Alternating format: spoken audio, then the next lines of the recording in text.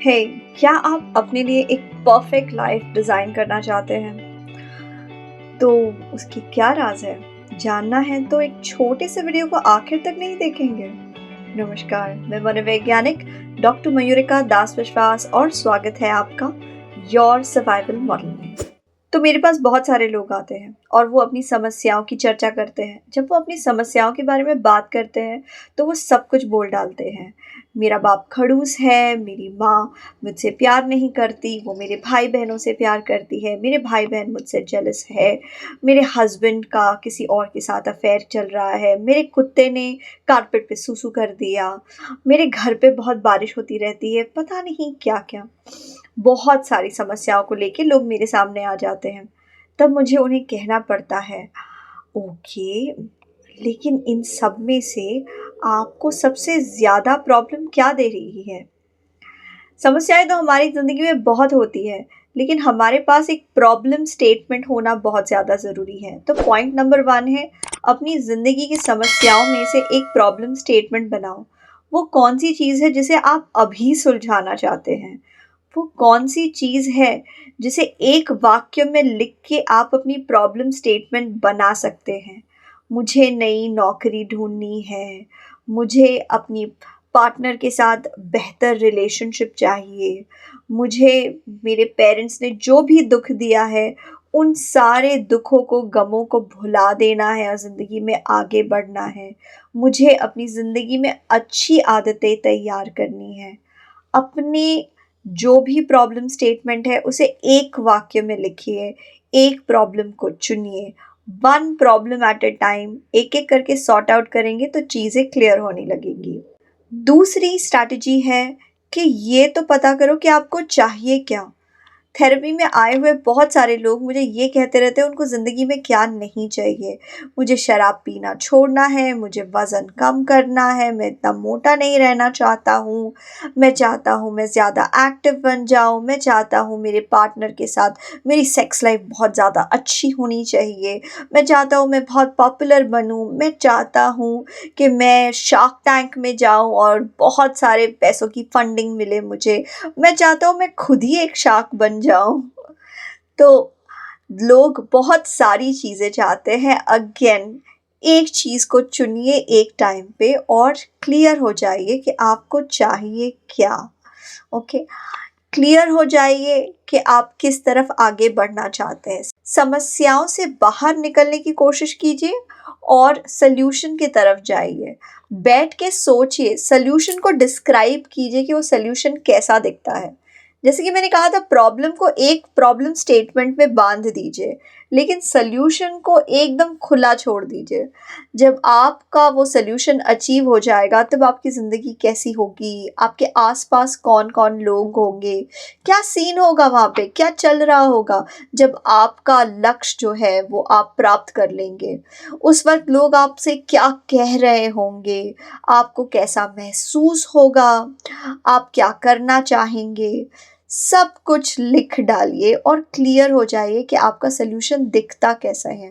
Okay, अगर आप वज़न कम करना चाहते हैं तो इमेजिन कीजिए कि आपने वज़न कम कर लिया है, और अगर आप वज़न कम कर लेंगे तो फिर आप कैसे कपड़े पहन रहे होंगे, किन लोगों से साथ उठ रहे होंगे, बैठ रहे होंगे, जब आप बाहर खाना खाने जाते होंगे तब आप क्या ऑर्डर करेंगे भविष्य में।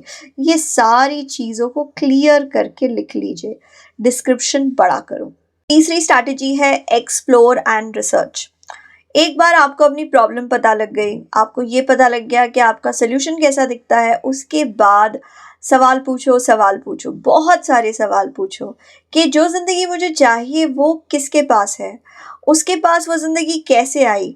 क्या करने से वो ज़िंदगी मुझे मिल सकती है? वो ज़िंदगी पाने के लिए क्या दाम चुकाने पड़ेंगे? वो ज़िंदगी अगर मुझे मिल गई तो उसके लिए मुझे क्या मेहनत करनी पड़ेगी? जितने भी सवाल हो सकते हैं उन्हें लिखिए। जो ज़िंदगी आपको चाहिए उसके बदले आपको लॉस क्या हो सकता है ये भी लिख लीजिए। जितने सवाल हो सकते हैं उन्हें पूछिए और उनके सॉल्यूशंस ढूंढिए। एक्सप्लोर एंड रिसर्च आपका तीसरा स्ट्रैटेजी होना चाहिए। जब आपके पास सारे सवाल आ जाएंगे या सारे सवालों के जवाब आ जाएंगे, तब धीरे धीरे क्लियर होने लगेगा कि आप अपने सल्यूशन तक शॉर्टेस्ट तरीके से कैसे पहुंचेंगे। वो कौन सा सबसे छोटा रास्ता है जो आपको आपके सल्यूशन तक ले जाएगा। चौथी स्ट्रैटेजी है छोटे छोटे गोल्स बनाइए। हमें क्या करना होता है, ज़िंदगी में सब कुछ चाहिए, सबसे बड़ा चाहिए। हमें सबसे बड़ा आर्टिस्ट बन जाना है, बिलियनेयर बनना है, बहुत बड़ी गाड़ी खरीद लेनी है, एक आइलैंड ही खरीदना है हमको, जेट प्लेन चाहिए हमको हमारा। मैं समझती हूँ ये चीज़ें आपको चाहिए और इनके बारे में आप सपने देख ही सकते हैं, लेकिन याद रखिए छोटे छोटे गोल्स एंड ऑब्जेक्टिव्स बहुत इंपॉर्टेंट होते हैं।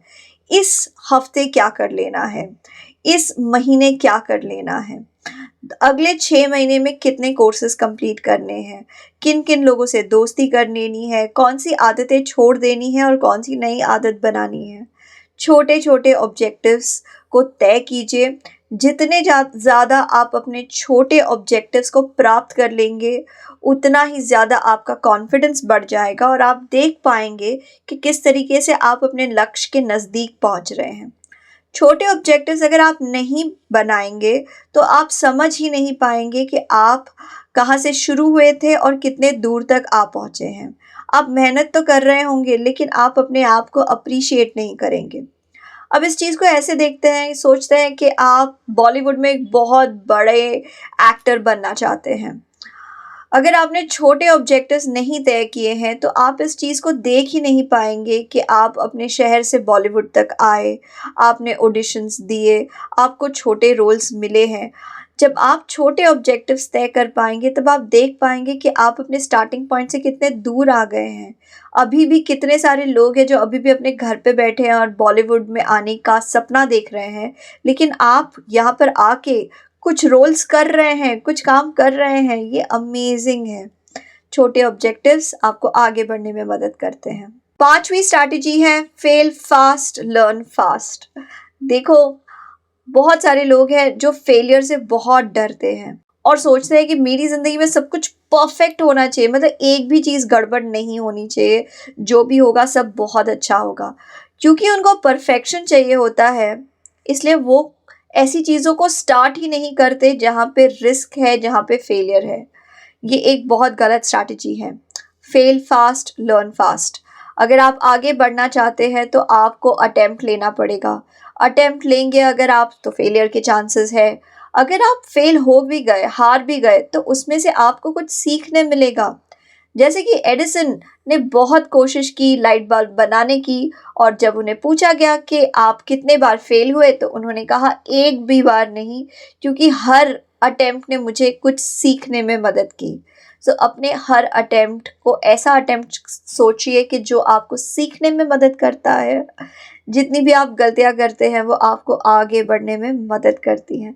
अपनी गलतियों के बारे में लिख के रखिए ना, जो भी फेलियर हुआ है उसमें से क्या सीखने को मिला है उसे लिख के रखिए, ताकि वो चीज़ आपको याद रहे और अपनी गलतियों को आप फिर नहीं दोहराएं। आखिरी चीज़ जो बहुत सारे लोग करना भूल जाते हैं वो है एक्सेप्टेंस और सेलिब्रेशंस का बैलेंस। ओके, स्वीकार करना और उत्साह के साथ कोई चीज़ को मनाना, अपने अच्छी चीज़ों का आनंद लेना। स्वीकार किस चीज़ को करना है? अपने फेलियर्स को, अपने अवगुणों को, अपने ड्रॉबैक्स को, इन सारी चीज़ों को आपको एक्सेप्ट करना है। कुछ ऐसी चीज़ें हैं जो आपके अंदर से बदलने वाली नहीं है। यानी कि सोचिए कि आप एक एक्टर बनना चाहते हैं और लेट्स से आपकी हाइट बहुत कम है, छोटी है। अब अगर आप इस चीज़ को स्वीकार नहीं करेंगे और फ्रस्ट्रेट होते रहेंगे तो आप आगे नहीं बढ़ पाएंगे। मान लीजिए आपकी हाइट छोटी है, अब छोटे हाइट में क्या रोल्स मिल सकते हैं, इस चीज़ को मानो और फिर आगे बढ़ो। ऐसे कितने सारे एक्टर्स हैं फिल्म इंडस्ट्री में, हमारे देश में और विदेश में, चाहे वो पीटर डिंकले हो या फिर छोटे मियाँ हो, जिनकी हाइट ने उनको आगे बढ़ने से नहीं रोका। तो अपनी कमज़ोरी को एक्सेप्ट कीजिए और जो भी सक्सेस मिले, जहाँ पे भी आप अच्छा करें, उस चीज़ को सेलिब्रेट करना बहुत ज़रूरी है। अब देखो, आज आप मेरा वीडियो देख रहे हो, लेकिन कल आप वीडियो ढूँढने आएँगे और शायद मैं ना मिलूँ। शायद मैं वीडियो तो बनाऊँ लेकिन आप नहीं देखने के लिए हो। लाइफ़ की क्या गारंटी है?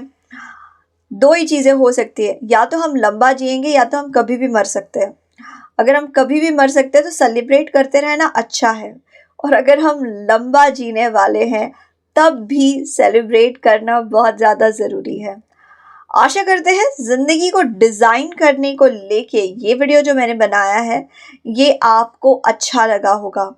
अच्छा नहीं लगा, समझ में नहीं आया, तो इसको रिवाइंड करके एक बार फिर से समझ लो, वापस से बैक जाके फिर से देख लो। आपको क्या लगता है वो कौन सी स्ट्रैटेजीज है जो बहुत ज़रूरी है अपनी ज़िंदगी को डिज़ाइन करने के लिए? इस बात को कमेंट सेक्शन में लिखिए। आपके मूल्यवान समय के लिए बहुत धन्यवाद।